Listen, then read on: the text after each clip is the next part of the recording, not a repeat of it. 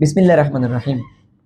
একটা স্টুডেন্ট আমার কাছে আসলো 2018 সালে, তার এইচএসসি কমপ্লিট করা, ইন্টারমিডিয়েট কমপ্লিট করার পরে সে এখন বিদেশে উচ্চশিক্ষার জন্য সেনজেনে যাওয়ার জন্য আসলো। এখন আপনার কাছে আমি ছেড়ে দিলাম, আপনি নিজে বলেন সেনজেনে কোন কান্ট্রি? স্লোভাকিয়া, স্লোভানিয়া, রোমানিয়া, নাকি হাঙ্গেরি, লিথুনিয়া? তার বিশেষ শতভাগ থাকবে এবং সে কোনো রিস্ক নিতেও চায় না। তা আমরা এই স্টুডেন্টকে কোথায় দিব? আপনি একটু নিজে বলেন। এখন আমি তাকে বলতে পারি, আমি তাকে মাল্টাতে তার ফাইল প্রসেস করতে পারি, কারণ মাল্টা তার ভিসা রেশিও 20% পাওয়াটাও খুব টাফ, 20% গ্যারান্টি দেওয়া যায় না। আমি গ্রিসে তাকে দিতে পারবো না, তার আইএলটিএস নেই। আমি তাকে লিথুনিয়া হয়তো দিতে পারবো তার ইংলিশ কোড টেস্ট দিয়ে। আমি তাকে হয়তো হাঙ্গেরিতে তাকে দিতে পারবো, কিন্তু সেখানেও অনেক ইউনিভার্সিটি, মানে 99% ইউনিভার্সিটি তাকে অ্যাকসেপ্ট করবে না, করলেও ভিসা পাবে না। তাহলে আমি তাকে কোন কান্ট্রি দিব? আইএলটিএস নেই, তার সেটা অনেক হিউজ। এই ডিসিশনটা আপনিই নিন। আপনি হাজারো এজেন্সি ঘুরবেন, টাকা ফালাবেন, এজেন্সি বলবো আসো টাকা দাও।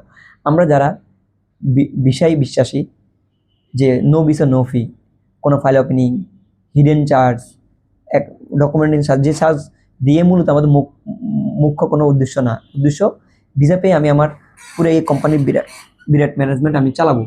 তাদের জন্য তো মূলত ভিসাটাই ফ্যাক্ট থাকবে, তারা তো আপনার ফাইল নিবে না, বলে দিবে। বাংলাদেশে এখনো অনেক এজেন্সি আছে সৎভাবে, যারা ফাইল দেখলে টানা না, ওরা বলে দেয় যে আপনি যদি যেতে চান, তারা সম্মানকে ভয় করে। আপনি যেতে চান, আপনি নিয়ে নেভাবে। তো আমি স্পষ্ট করে বলি, আপনার টার্গেট সেনজেন, আমারও টার্গেট আপনাকে সেনজেন পাঠালে আমারও ভালো লাগবে, যেহেতু আমার ইউরোপের আমার একটা বেসিক একটা জায়গা। কিন্তু আমি আমার কোম্পানিতে বা সম্মানকে ভয় করি, কেন যেন আপনার ভিসাটা রিজেক্ট না হয়। তো এই জন্য আপনি কোন দেশটা আপনি সাজেস্ট করতে পারবেন? অবভিয়াসলি তুর্কি, সেখানেও কিন্তু ভিসা রিজেক্ট হবে। তাহলে থাইল্যান্ড আছে, মালয়েশিয়া আছে। থাইল্যান্ড মালয়েশিয়া আমি কোনটা রেফার করব? অবশ্যই মালয়েশিয়া রেফার করব। আমরা কেন করব? আমি আপনার টিউশন ফিটাও আপনি টিউশন সব জায়গায় কিন্তু ভিসা পরে দিতে পারবেন, কিন্তু ইএমএস ফি যেটা নন রিফান্ডেবল, এটা আমরা আগে ইনভেস্ট করবো। আপনার 1 লাখ টাকা 90 থেকে 1,10,000 ভিতরে হয়, ইউনিভার্সিটি বেঁধে একটু পার্থক্য হয়, ওটা আমরা আপনাকে পে করব।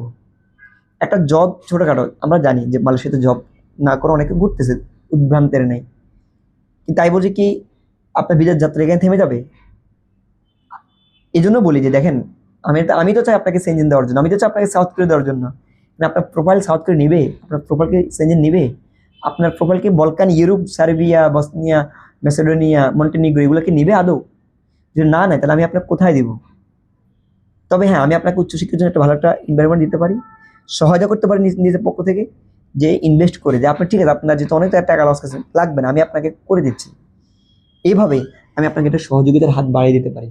আপনি ইনশাল্লাহ সেই জায়গা থেকে আমি আপনাকে বলবো আপনি মালয়েশিয়াকে, এরপর থাইল্যান্ডকে আপনি সামনে রাখতে পারেন। মালয়েশিয়াতে অবশ্যই জবের ব্যবস্থাটা আমরা নিজেরাই ইনশাল্লাহ আপনাকে প্রোভাইড করবো।